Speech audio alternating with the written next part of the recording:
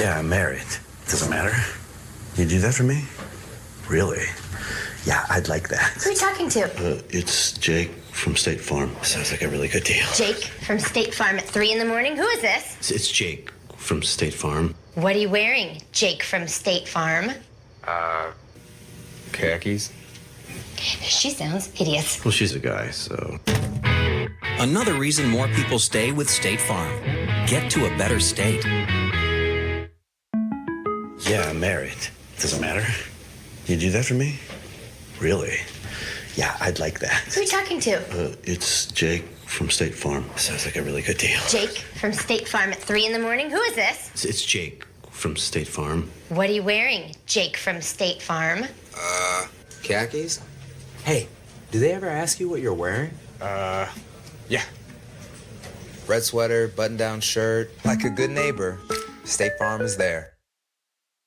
Good morning, Owasso. This is the Twins with Owasso Live, and this is the Morning Loop. I know that was a little weird intro showing that commercial, but it actually is very relevant to today's topic. So today's topic is a salacious title that we are, clickbaity salacious title that we call Is State Farm Racist, or State Farm's Racist? And if you haven't heard or you haven't seen Project Veritas or O'Keefe Media Group, OMG Media, they went out and they, one of his pretty undercover agents must have, it could have been a dude or a girl, who knows, with all these CEOs. They're all probably in some gay cult or something like that. But, it could have been a male or female undercover person. We'll hear in a minute on the video. But basically what happened is he says that State Farm is not looking to hire white people anymore. He's the VP of State Farm, or one of the VPs of State Farm.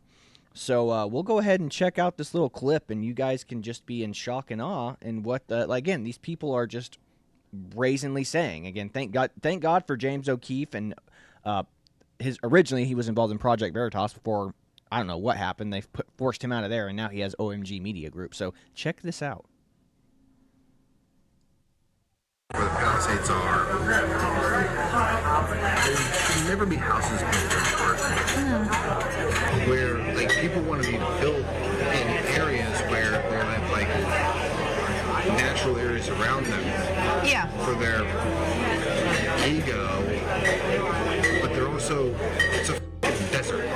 Haden Kirkpatrick is the Vice President of Innovation and Venture Capital at State Farm. Haden states they're moving away from hiring white people, wanting to hire more Hispanic and Latinos, getting towards the 2040 workforce. I personally, I tasked my HR team with finding me, because I'm the innovation. I go, you need to find me the talent profile of the workforce of the future. I want the 2040 workforce. Mm-hmm. So go map for me the demographic profile of America in 2040, more Hispanic and Latino. Oh, to your own home, you said? Oh, wait. Haden Kirkpatrick, Vice President of State Farm, revealed why State Farm pulled their policies from homeowners in California. It seems like it's all, I don't know, orchestrated. I mean, it kind of is, but not in the way that you would think. Our people look at this and say, we've got maybe $5 billion that we're short if something happens. We'll go to the Department of Insurance and say, we're overexposed here. You have to let us catch up our rating. Mm-hmm. And they'll say, because the Department of Insurance and the insurance commissioner is an elected position in California. Mm-hmm. He'll say, nah. And we'll say, okay, then we are going to cancel these policies.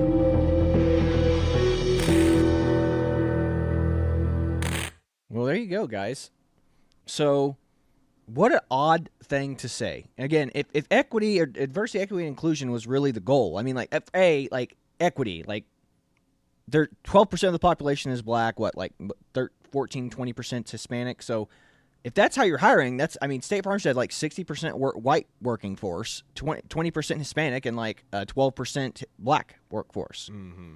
That's clearly not what it's doing. It's an overcorrection of hiring practices. Which, if you remember from that the Badlands, not the Badlands. What was that one called? The Killing Fields or the Farmlands? Yeah, Farmlands documentary.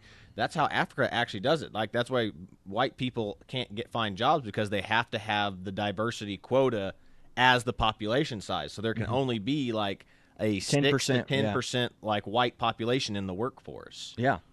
So again, that's what they want. That Farmlands documentary is what they want here in the U.S. But it doesn't make sense because again, it's an overcorrection. Like that. The reason I showed you that State Farm commercial is because at the beginning or the intro is because do you not think that hiring decision of the new Jake was not deliberate? I'm not saying shame on that actor for taking the job. If I was a struggling actor out in LA or something, I would happily take a position like, I mean, these spokesperson jobs are actually pretty lucrative. Yeah. And they're safe. I mean, how long has Mayhem been around? Yeah, that's what I do remember that. Like they said that the Mayhem and then the guy that was before him that was, from Dennis Haysbert. Dennis Haysbert. They say that we make more money from being a spokesperson for Allstate than I probably ever did as an actor. So again, that's where a lot of the money is being spent. It's being spent on Jake from State Farm. It's being spent on Mayhem. It's being spent on them to keep them around. Like, if you wonder why, I mean, again, they have a marketing budget based on the premiums that they earn from your money. And guess what? That's what they do. They overspend on marketing. They overspend on paying big-name actors. I mean, like, State Farm's the worst because they had Arnold Schwarzenegger. They've had Patrick Mahomes as one of your spokespersons. Like, even Travis Kelce's in there. Like, these people are spending tons of your money to get high-dollar celebrities to be the spokespeople for their companies. It's the same thing with military and school spending when they have federal dollars. They have a certain amount of budget that they're allotted. So at the end of the year, if they still have some, they just spend it all. Because if you don't spend it all, the government takes it away from you. Again, and what's amazing, too, is like the reason I showed you that commercial is like the original Jake from State Farm, the original guy, was a guy who worked in their call center who just looked the part. And they said, hey, will you do this? And he was like, yeah, absolutely. He worked in their call center. He wasn't a paid actor. I mean, that was the most popular commercial they've ever made. And again, they used the new Jake in that same commercial, just edited him in because that commercial was so viral. Again, imagine if companies probably didn't pay Jake from State Farm, the original one, an exorbitant amount of money. They're just like, hey, you're in the office working today. Why don't you come do this with us real quick? And he was like, okay, absolutely. It's just a guy who worked there. It's somebody who worked in the company. Most viral, most popular insurance commercial ever made. And I'm saying, like, Allstate's Mayhem is good, but nothing has ever captured the magic of the original Jake from State Farm. Yeah. Nothing. And again, it was just a dude working at in the company, just a random guy. Like, literally, he retired, he quit working at the call center, and now he like runs a bar and has a wife and kids. Like, I mean, like, he's a normal guy, just like you and I. So they can't recapture the magic, and now they've put in what this VP of State Farm is doing. He's like, no, this is what the future of the company is going to look like. And again, everyone's like, well, it's just one guy. And again, they've already fired him. But here's the thing. Do you not think he hired people he hired the people and surrounded himself with people who probably agreed with his with his worldview and his business philosophy? Yes. Or the guy above him is the person who's like, yeah, do you have this philosophy? And he's like, yes, sir, I do. It's just a bigger problem than people think. Like, again, everyone's like, well, they fired him, so all the problems are solved. No, it's not. The problem is not solved. Yes, like that's the problem that we have here. Is you don't surround yourself. So CEOs don't surround themselves with people that challenge them. They surround themselves with yes men now, and they're like, no. They said no one's going to call them out. I go, no, I agree with you, boss. This is a great idea. Let's keep going. Yeah. Again, and that's why a lot of corporations and stuff are kind of faltering now because they have made quick, narrow-minded and narrow-sighted business decisions for quick profits instead of long-term gains. Like, that's what's going on. Because, I mean, these CEOs are not at these companies very long. Like, they could have a 4 to 5 to 6 year stint, and then they're gone because they've made several million. And again, remember this too. Big corporations or, shareholders companies like BlackRock and all these places, they're investing and they go, we require you to have a DEI program. And in fact, again, these companies, these insurance companies, and it doesn't matter, any company, as long as they hire the right amount of diverse people, they can bonus themselves an additional $4 million every year, as long as they're meeting that diversity quota. Again, you could fail as a business. Like, your company could be in the hole that year, but if they hired the right people, the right diverse people in the business that year, they can still bonus themselves an couple extra million on top of their annual salary. Mm-hmm. Like, it's a win-win for CEOs. No matter what they do, they can make the wrong decisions, they can destroy the company, but they can still get profited as long as they hire the quote-unquote, again, right, diverse people. It is wrong. It is gross. It is disgusting. Why don't you pull up the video of them, the Remedy thing where they talk about how they fired him real quick. And Will do. Have that pulled up right here.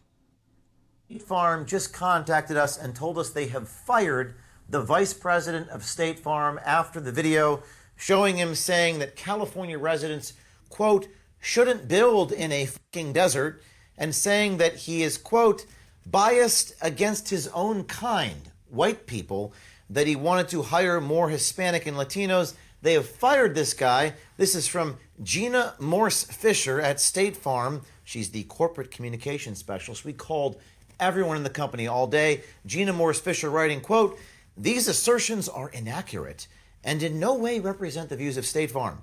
They do not reflect our position regarding the victims of this tragedy, the commitment we have demonstrated to the people of California, or our hiring practices across State Farm. The individual in the video is no longer affiliated. That's very interesting because he is the vice president of State Farm and said that the victims of the LA fire are the problem because of their, quote, egos building in a fucking desert. That's the vice president of State Farm. We'd be interested to know what other insurance executives feel the same way. They're never going to say this on the record, so that's why we use those pesky hidden cameras. Stay tuned. Yeah, and again, great analysis there by James O'Keefe. It's not just State Farm. Every big insurance company has people like this in its organization. Mm-hmm. Like, again, companies like BlackRock are all invested in all of the insurance companies. They require these DEI hires. They require this stuff. And again, these people running these corporations are surrounding themselves with yes men, people who are not going to rock the boat.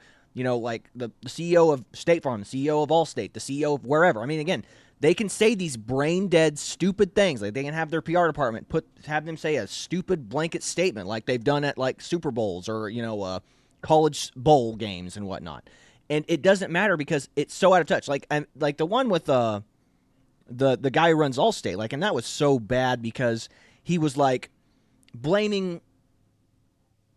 So he said something like, if people weren't so mean, things like this wouldn't happen. How brain dead is that statement? You know, some kid in the PR department was fapping, going, oh man, I'm so good at writing stuff. And then they just handed that to him to read at the Super Bowl. Like, you have to remember this, guys. What he basically, the gist of his statement is basically saying, like, well, if Christians weren't so mean, Muslims wouldn't kill them. Like, what does that even mean? Like, seriously, think about it. If Christians weren't the way they are, the religion of peace wouldn't run people over in the street. I mean, that's the gist of what the guy said. And again, it's like that with all insurance companies. It's like that with all corporations right now in America. Thank God Trump's won. Thank God that, he's going against DEI. He's put a hold on these DEI hires and whatnot. And it's, again, meritocracy-based once again. Is there going to be, again, some nepotism there? Absolutely. Again, in the business world and forever, it's more about who you know more than what you know. Mm-hmm. Having connections is a big deal. That's why networking is such an important thing in life. But, again, that's how nepotism happens is, oh, I worked this job for a couple years, and I know somebody in the higher up, and they're just going to promote me to a position that I'm not qualified for. But again, I mean, let's say if you make yourself invaluable to the company. Like I said, but that's the other thing, too. You could make yourself so invaluable that you stay in the position. This is like a warrant officer kind of situation. It's like, do we want this guy to be an officer and lead the entire army, or do we want him just to be an expert in this field, in this position? And again, that's your decision, too. But again, there might be people at the top holding you down going, no, he needs to stay there because he's just too perfect for this role.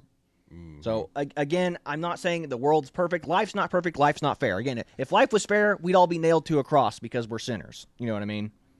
Yep. But again, this is what's going on in the world of insurance. It is absolutely disgusting. It's absolutely crazy. And I'm so glad that Trump has taken office and this DEI stuff's coming to an end. I'm hoping that, but again, these big mega corporations, investor companies like BlackRock, they're going to keep their DEI quotas and things like that because Trump's only here for 4 years. Especially, if it's Donald Trump. Like, a president can last 4 to 8 years tops. Mm-hmm.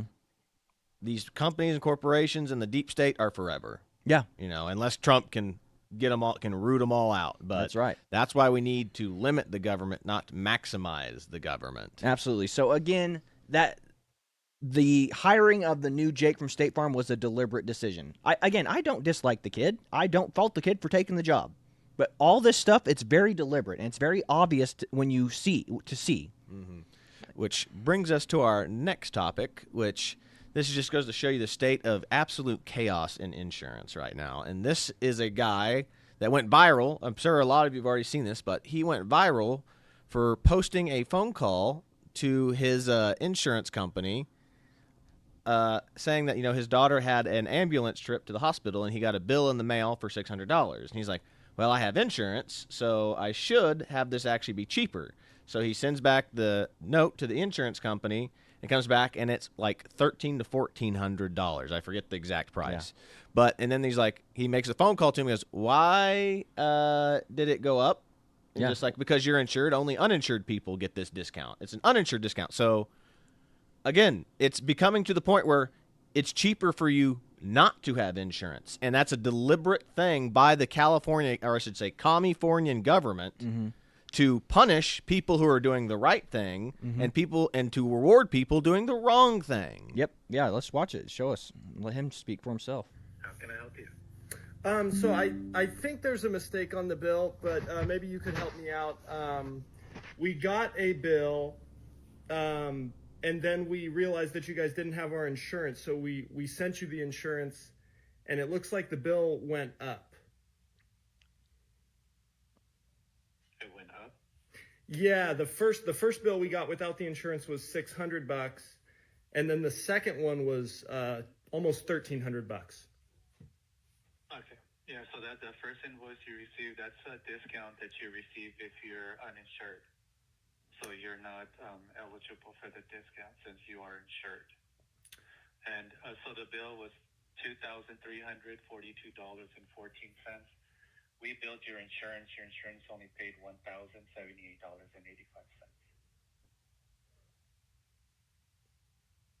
Can I go back to the discount without the insurance?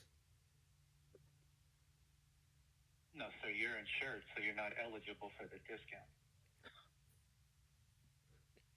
If I go cancel my insurance, am I eligible for the discount? No, sir, because we checked eligibility and you do have active coverage for data service. Oh, I needed to cancel it before I got the service to get the discount. You're only eligible for the discount if you're uninsured. Okay, so I'll get cheaper health care if I'm uninsured. If you're uninsured, you're eligible for the discount, correct. Is this common? Like I pay for insurance and I end up paying more out of pocket because I pay for a premium? That's wild. No, this is just a new law that passed or started 2024 AB 716, and the law is if you receive a discount if you're uninsured. Okay. So when we first send a invoice to the patient, we bill them as if they're uninsured. If you're insured, unfortunately, you're not eligible for the discount. Okay, so just if I have the incentive straight here, if I want to pay less for medical care, I should cancel my insurance if my daughter needs life-saving medical care? I'm not sure. I don't know, sir. It's this. You should cancel your insurance. I'm just letting you know that the poor guy on the phone, he's talking to the wrong guy. Who are uninsured. Okay, that is special. That is a special law. So there's no way to put that discount onto an insured person. Only the uninsured people get that. Correct.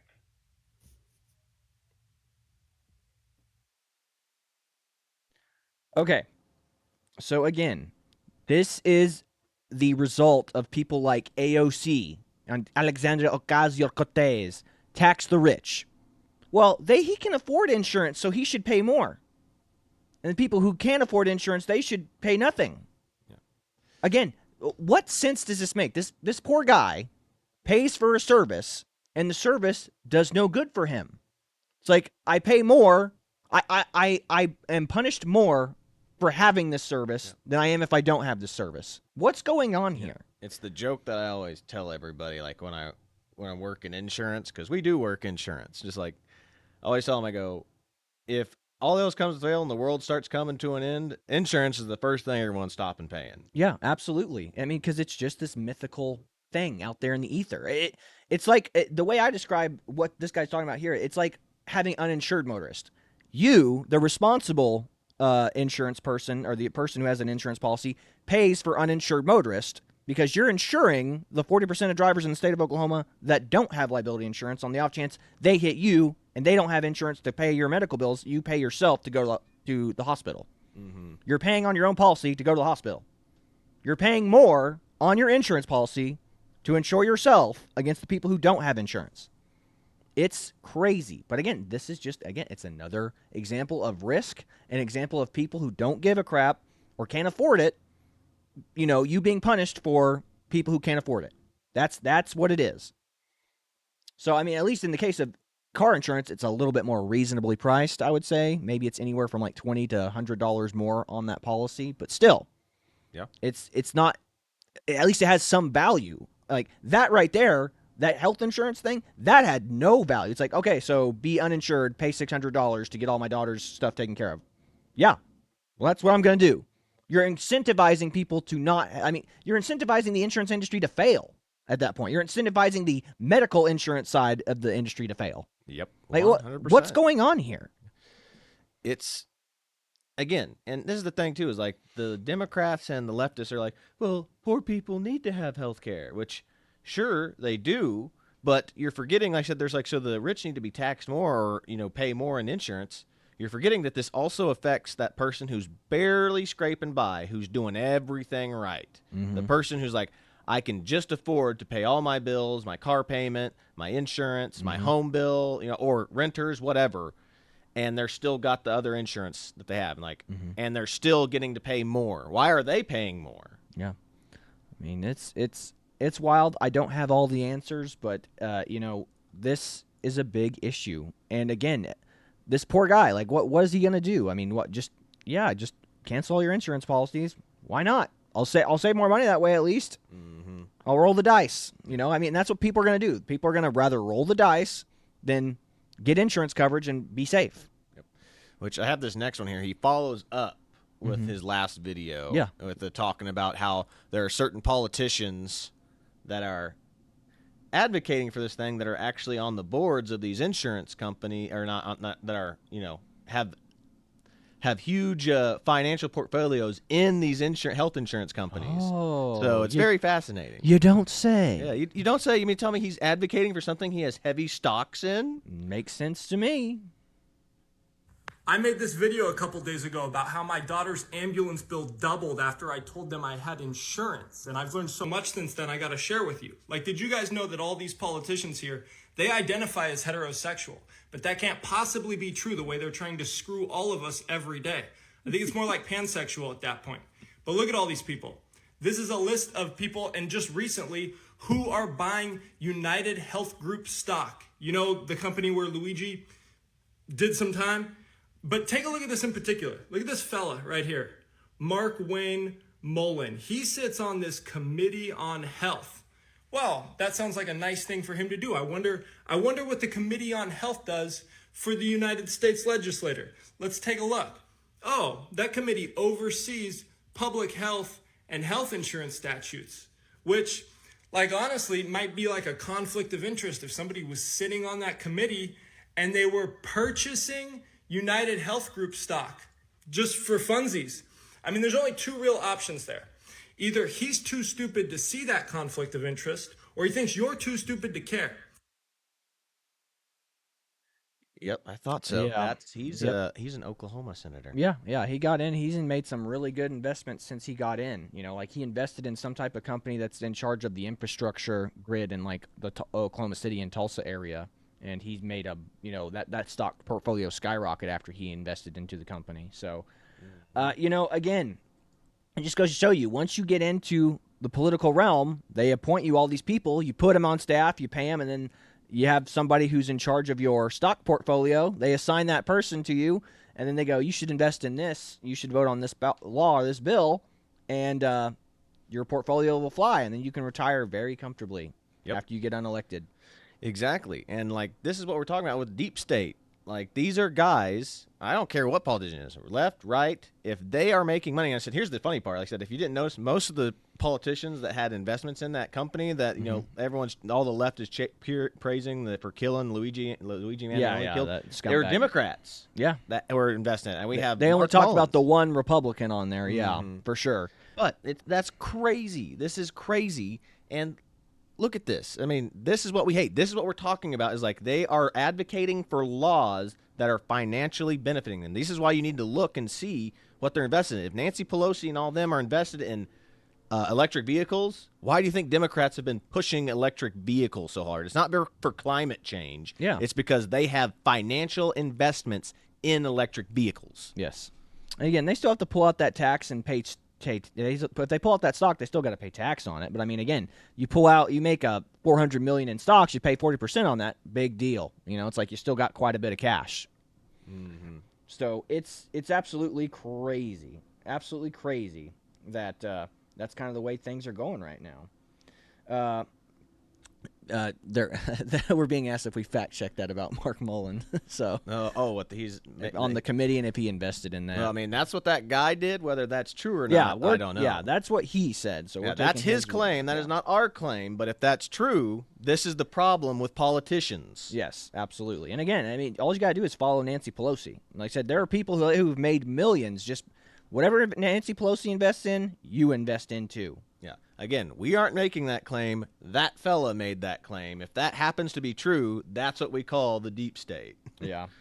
So, I don't know, folks. This is just the crazy world we live in. And again, the insurance industry is absolutely insane right now. And for the auto and home insurance industry, it's less about like the medical industry is messed, is absolutely effed. The auto insurance industry and the home insurance industry, like, I get it. Like, I understand why they pulled out of California. Like, that the VP has actually said some really dumb stuff about, like, him saying that effing people in their hubris building in a fire. It's like, people have lived in California for years, man. Like, they just saw, like, the people who were in charge of, like, actuaries were like, yeah, we got some big problems. Huh? Who texted that? Oh, it was the folks. Oh, good. So, but yeah, no. So what's crazy is to blame the people for living there. It's like, okay, then California has one of the largest populations in the country. It's like, okay, yeah, well, so blame everybody for living there. Like, that's absolutely insane. But I understand why they pulled out, because they saw the writing on the wall. But at the same time, his reasoning and his logic that he just blatant. I mean, he's trying to get in some girl's pants at the end of the day. So he's just gonna again blow hard. Like, oh, I'm the CEO of State Farm. He's giving himself a big, it's like, I'm in charge of stuff. I'm a big deal. It's like, okay, well, now you're jobless. So that's cool. I guess you get your severance pay, and then you'll be on the streets, and your brand is toxic now, bro. Well, you'd hope that, but most of the time it's like, oh, yeah, I'm sure people like that, just like, oh, look, I was in charge. I was the vice president of this. They go, bring him on. Bring him on. Farmers or some other big insurance company will pick him up immediately and be like, hey, man, we like the cut of your jib. Surround yourself with more people like that so we can continue to death march our companies into the grave, But the only other thing that we have here is this meme, and like just since we were talking healthcare, is like, this is the European Union guy like sipping wine, being like, it's a pity you Americans don't even have free healthcare, and we're holding the umbrella of defense spending. This is what we're talking about. We are subsidizing the rest of the world to have better healthcare programs, to have allegedly better healthcare programs, allegedly better welfare programs, allegedly better education programs. We are subsidizing that because guess what? They're not funding their own militaries, or they're not funding their, what is it, 2 or 20% of their funds have to go to NATO. Yeah. They're not funding NATO, And if they're not funding NATO, they're definitely not funding their own personal militaries, their own country's militaries. So guess what? Your lifestyles are a luxury afforded by the American taxpayer and the American Department of Defense. So congratulations. If Trump pulls us out of NATO and pulls us out of any of our obligations to those countries, guess what, guys? They're going to have a big problem. And then they're not going to be bragging about their health care. They're not going to be bragging about their education. They're going to be like, we got to fund the military because Russia's a problem. So, again, people dump on America all the time, but here we are, the world police, and they're not paying their fair share. Again, Democrats, you're all about people paying their fair share. Like, what the heck? Yeah.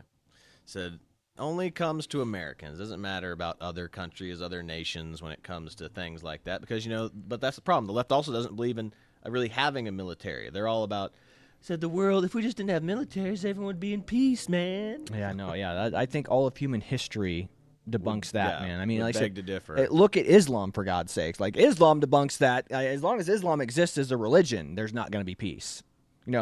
Christians, we have a hard time agreeing on doctrinal stuff. But, I mean, I think the last time it was violent was in the Irish times, with the Irish bombings and whatnot. The Protestant versus the Catholics. Yeah, and Ireland or whatever. But, yeah, that's rare. We all came together for the Crusades, for crying out loud, which was one of the biggest logistical and, cooperative flexes of Christianity of all time. Like, it's a logistical miracle that they were able to pull that off back then. So, again, it's absolutely insane. But here we are, living in the fallout of all this bad corporate decisions and bad diversity, equity, inclusion, DEI decisions. We are living in that fallout. We are living in it right now.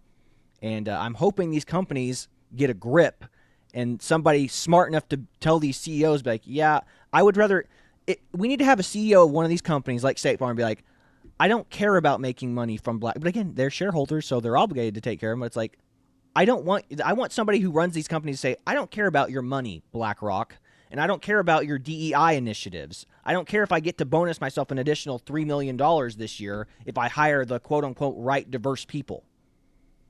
We need people of moral character in charge of these companies and say, hey, enough's enough. We're just going to run this company for the good. Obviously, we want to turn a profit, but for the good of the customer base, not the good of just the shareholder base. Yep. Good of the customer base. To take care of the people who pay you. Take care of them. Yeah. So that's about all I've got for you today. This is the Twins with the Owasso Live. This was the Morning Loop. Be sure to like, share, and subscribe so you too can stay in the loop. But I think that's about all we got for you today. God bless you. See you later, everybody. Oh, y'all don't know what happened to Jake from State Farm? No, kids, not this one. The original Jake from State Farm. Now, for those of you that don't know, back in the day, this was Jake from State Farm. But State Farm had a problem. Jake got way more popular than they thought he was gonna get. He was just supposed to show up for one commercial. In the commercial, this dude talking to someone in the middle of the night. His wife snatches the phone. She says, "You cheating." She says, "What you wearing, mama?" Jake says, "Khakis." And everyone laughs. I mean, really laughs. Parents all around the world, including my own, talking about khakis. Because you see, the wife, it was a hit. So much so that years later, State Farm decided to make Jake their official mascot. They start playing the commercial again. The wife says, "What are you wearing?" And then this dude pops out. Everybody said, "Hey, yo!" Now, here's why State Farm did it. See, it turns out the original Jake was actually named Jake. And he actually worked at a State Farm call center. They wanted someone from State Farm to play the role. He said, "I'll do it." He said, "Khakis." The rest was history. But State Farm needed an actor, someone who could be Jake from State Farm 24/7, show up in commercials, show up in video games, all that, so they chose him. And the original Jake just kept working at the call center, but I believe now he works as a bartender and he has a nice family. Oh, y'all don't know what happened to Jake from State Farm? No, kids, not this one.